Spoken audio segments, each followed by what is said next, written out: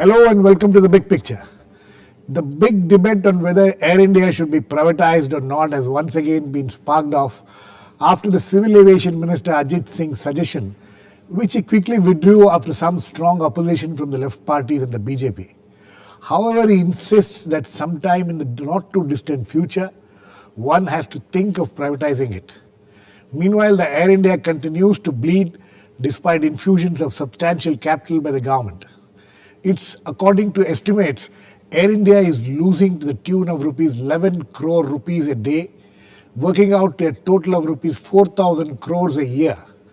The accumulated loss and debt burden is estimated to be around over a whopping rupees 67,000 crores. The question is, with such terrible bottom line, would anyone be interested in buying this airline? On the other hand, the opponents of privatization call it anti-national. Today we will look at the state of Air India and see if privatization is the only option or there are any other options. To discuss this, I have with me Ajay Prasad, former Secretary Civil Aviation, Ajay Singh, founder SpiceJet Airlines, Dr. Sanat Kaul, Chairman International Foundation for Aviation Development, and Tushar Srivastava, Assistant Editor, Hindustan Times. Welcome to all of you. Mr. Ajay Prasad, I would like to come to you first. You think that this periodical debate which has been happening in this country for the last over 1.5 decades about the state of Air India, then it got merged, Indian Airlines and India got merged, and this debate has been continuing. Where do you think the problem began? You think that the merger is one of the major issues because of which the airlines is now finding itself in the situation what it is now?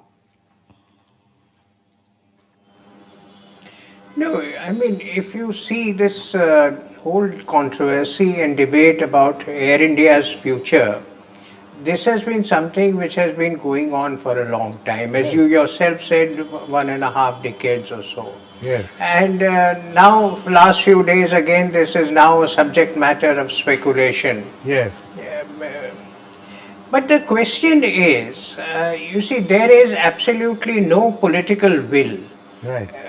To think in terms of privatization. You saw the reaction that came from certain quarters on the first statement made by the minister in this regard. Right. And the whole thing has been given a quiet burial.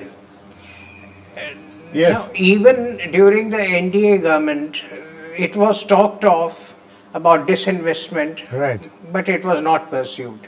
So I don't see that firstly there is any political will to divest from Air India.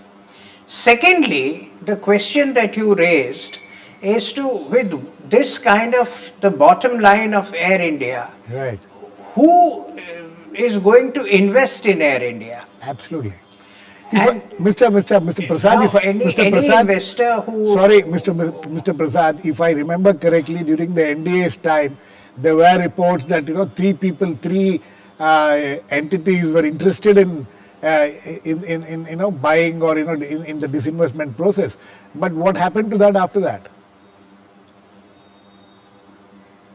No, you see, there were a number of factors that came up at that time.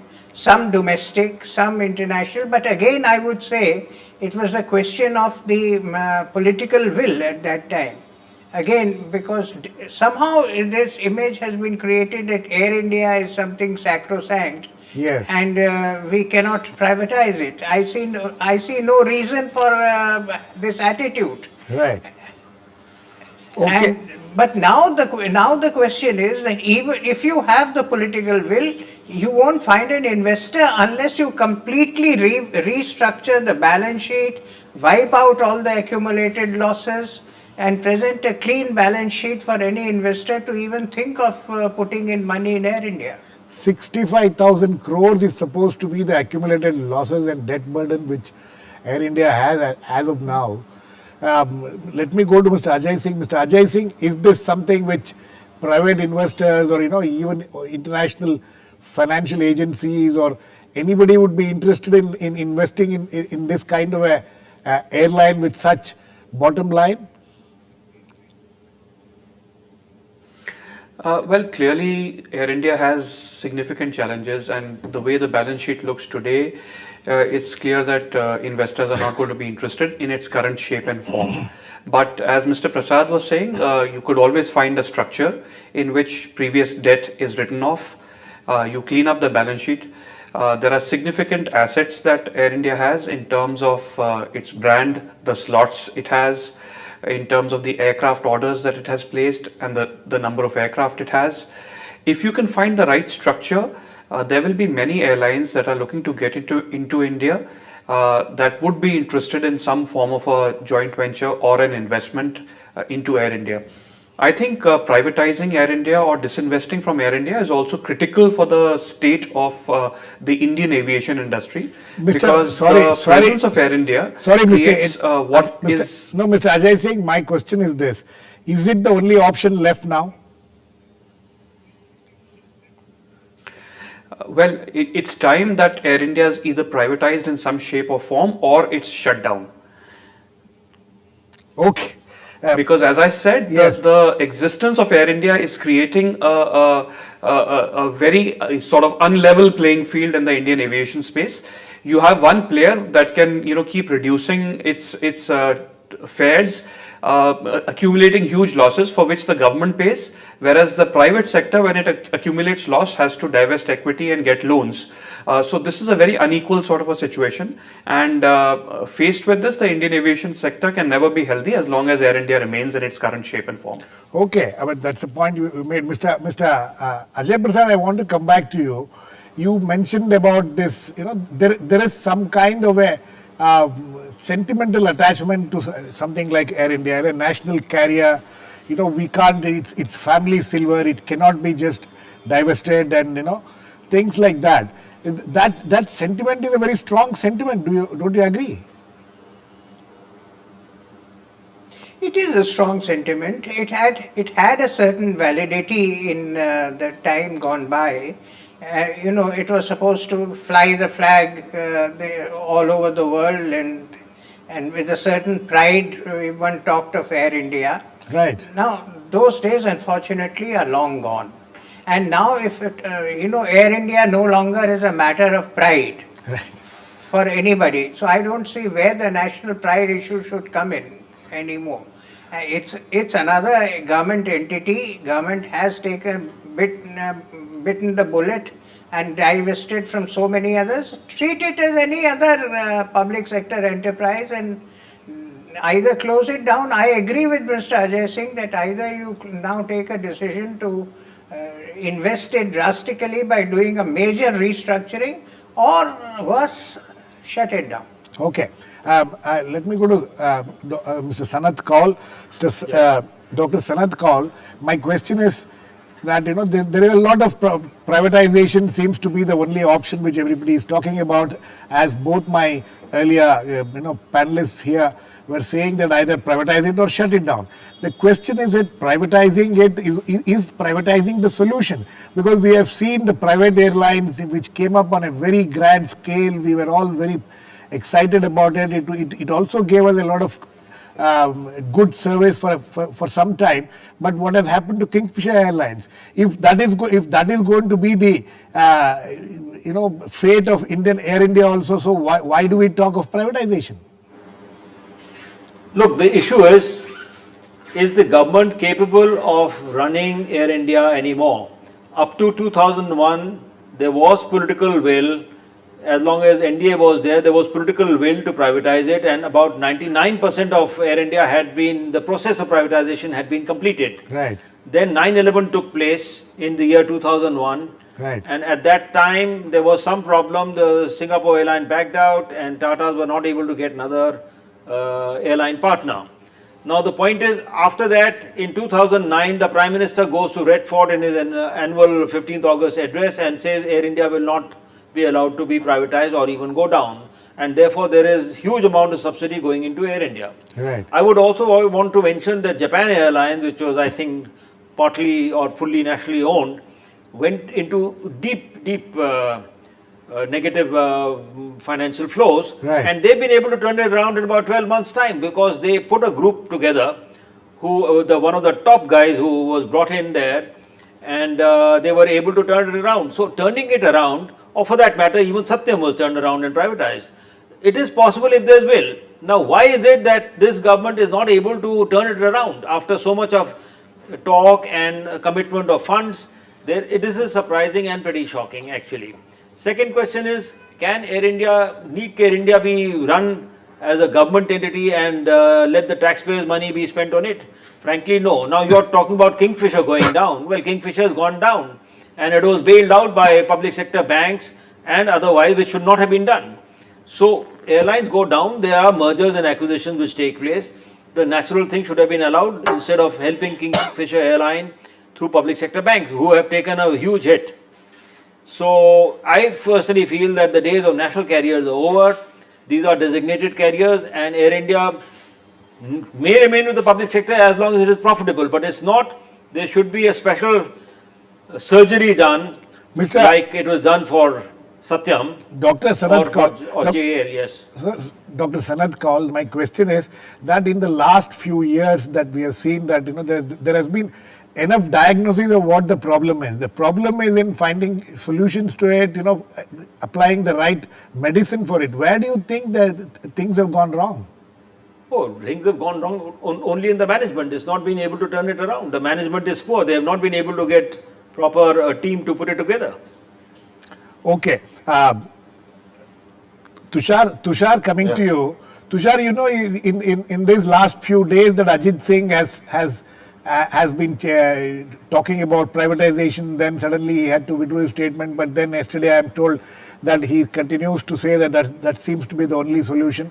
Do you find that kind of a political will at all in this government or in Ajit Singh, the civil aviation minister himself, to push forward to anything like that? Yesterday he seems to have said that we have only 6 months left. This government has just 6 months. After that, the new government which will come will have to go ahead and think of privatization. You think that there are any serious plans which the civil aviation ministry has to how to go about it? Frankly speaking, in the next 7 months, we shouldn't expect anything. But the present aviation minister has done a lot of things in the past 1.5 years that that were thought to be impossible.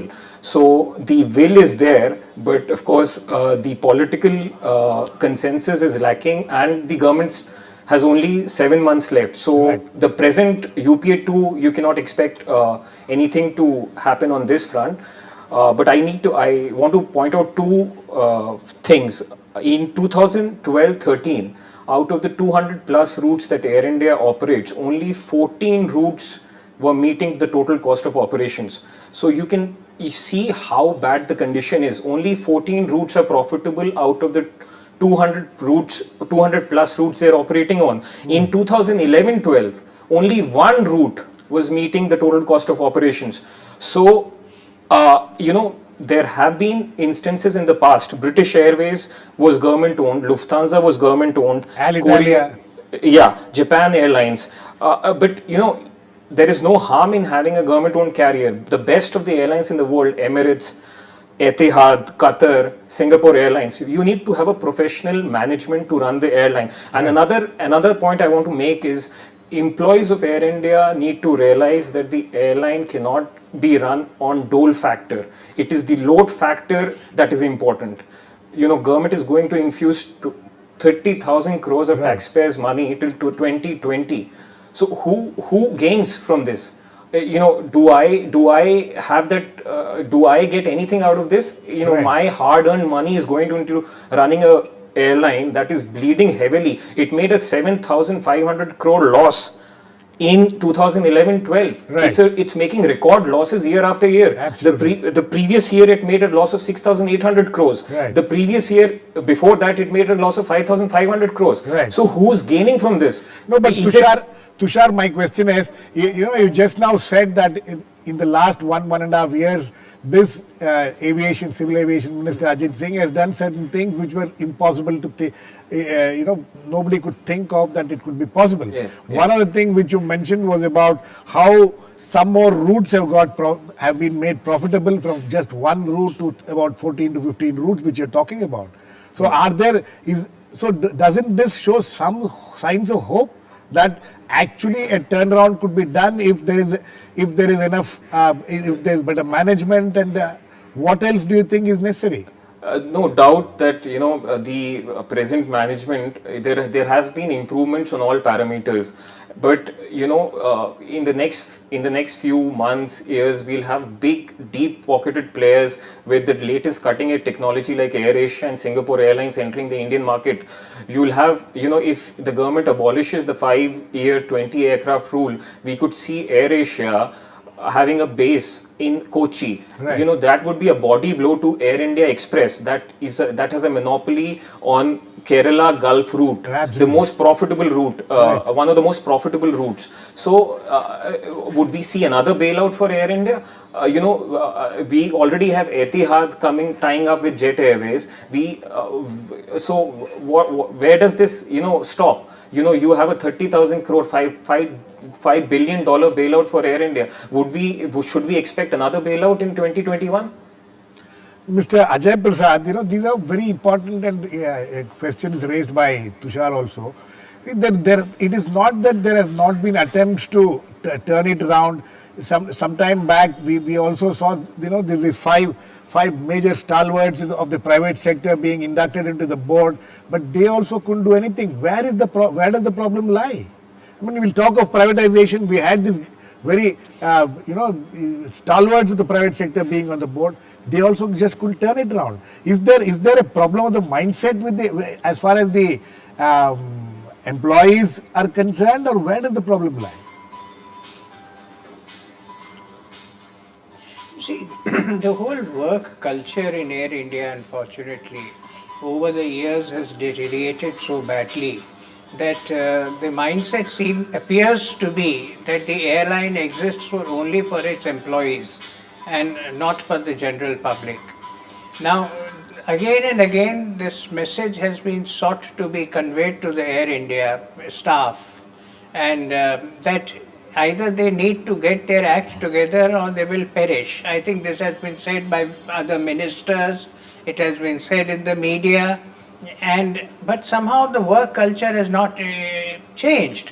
And again, the kind of union agreements and all that you see, I mean, the facilities, the perquisites, the structures of compensation are such that are quite unheard of in most other airlines. So unless all these things, and inducting 5 good top private sector professionals into the board alone is not the answer. Unless you do, as I said, the whole structure needs to be changed. The whole financial management exercises have to be done. Otherwise, unfortunately, I see not much future for the airline. Okay, Mr. Ajay Singh, you're talking of everybody is talking of privatization. Is there another option? There have been some people who have been studying the state of Air India, suggesting that maybe because of the condition in which the bottom line of the Air India is, it may not be easy to get investors from private investors to come in, even whether domestic or international. So there have been suggestions that maybe a public-private partnership may be the solution. Do you think that is an idea which needs to be looked at? Well, it's not an ideal solution, but it's an idea that can be looked at. Irrespective of what you do, you will not find a private partner till you restructure this company. No private partner is going to come in with a hangover of a 65,000 crore rupee number, right, and a 4,000 crore rupee operating Annually. loss. So you'll have to clean out the balance sheet, and then you can find a private partner, because there are still some things in Air India which can be done. Also, you need to give the private partner then a full authority to run the company the way he sees it fit. If Right. you allow the unions to dictate terms, if you allow all these contracts to go on, then no private partner, I'm afraid, is going to take the plunge. Dr. Sanat Kaul, what do you Yes. think of this idea of a public-private partnership? No. The basic issue which I think is that the public sector mold, the rules, regulations, the scrutiny is not conducive for an airline to function effectively and compete with other private players So this mold of public sector has to be taken out. The union agreements have to be changed, and only then it can work. So therefore, public-private partnership, I don't know what it means in this context. It probably needs to be privatized only. Dr. Sanat Kaul, you're talking earlier about how during the NDA time things were already almost taking shape, and then this 9/11 happened and all that. Yes. But it's yesterday after the first statement made by the Civil Aviation Minister, one of the strongest critics of that statement and opposition came from the BJP itself. So the reality and of course the left parties are expected to react in the way that they react, because they have a dogmatic approach towards these things. But my question is that in this kind of a political environment where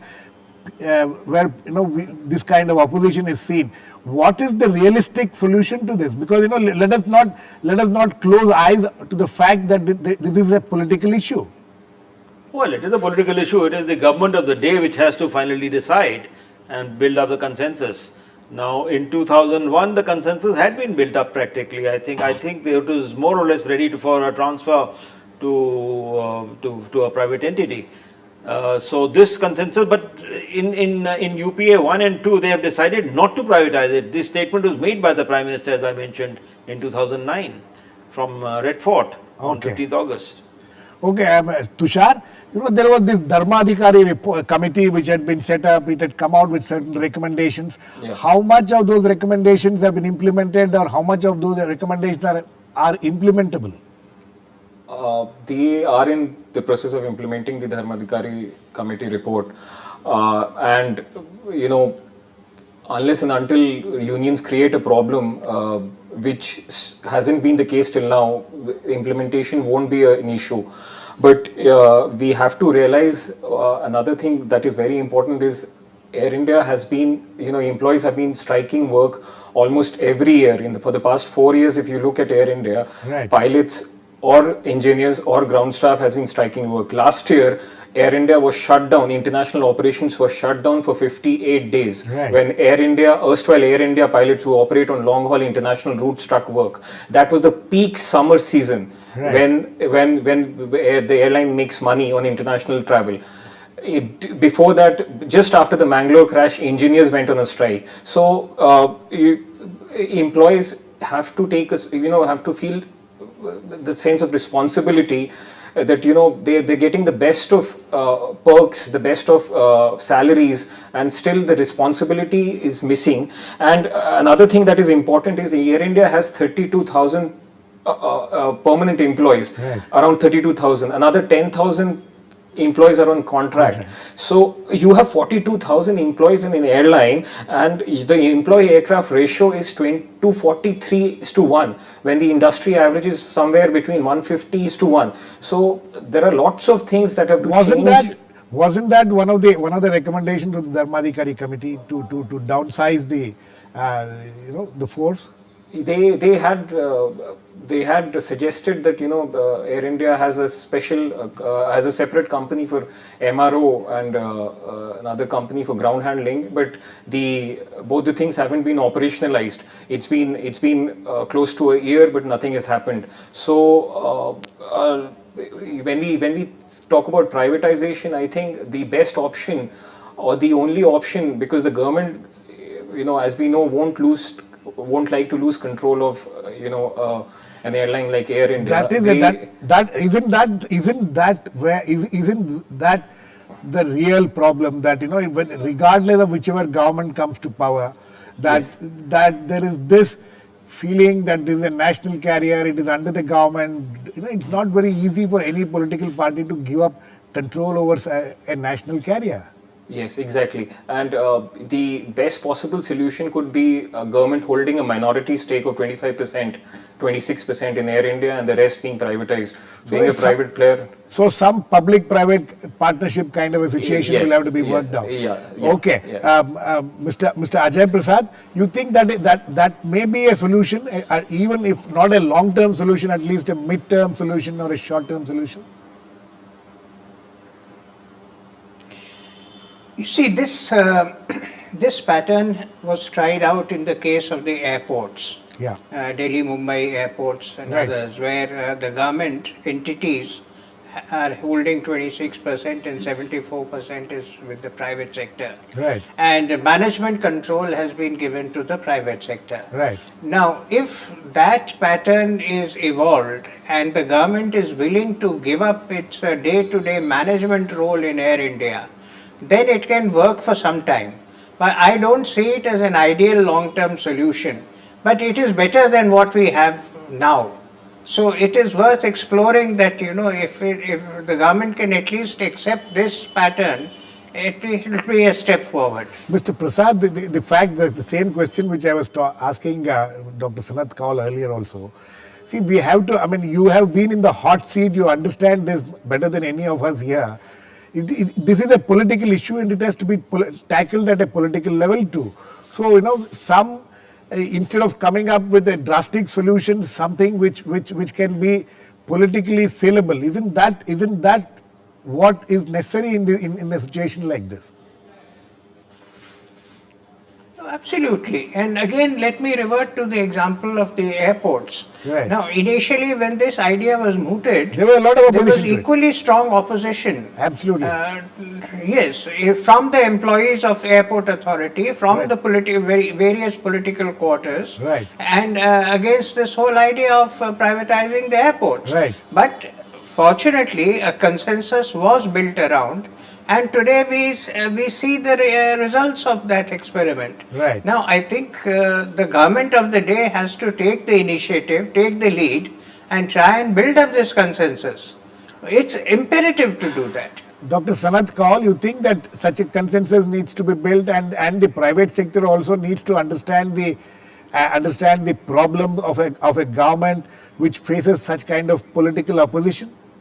Of course. Isn't there some kind of a mismatch between what the private sector expects and what the political executive can deliver? Well, you are absolutely right. So if you have to have a turnaround, more than 51% has to be privately owned. Right. And that is exactly what Mr. Ajay Prasad has also said, Right. that the airport experiment has proved to be healthy and they've been able to deliver. So we need to evolve that, and I think political consensus can be made for that. It's only the initial policy decision which the government has taken that Air India will not be privatized, which is, I think, across the board is not acceptable. Even politicians are prepared to have a public-private partnership with more than 51% in private hands. Okay, I think on that note we need to end. So in this last half an hour at least we have come to some kind of a conclusion that there could be a solution provided everybody has an open mind and the government shows some political will to deal with this problem. Thanks to all my guests, Mr. Ajay Prasad, Ajay Singh, Dr. Sanat Kaul and Tushar Srivastava. Please keep watching. We'll come back with another issue on The Big Picture same time tomorrow.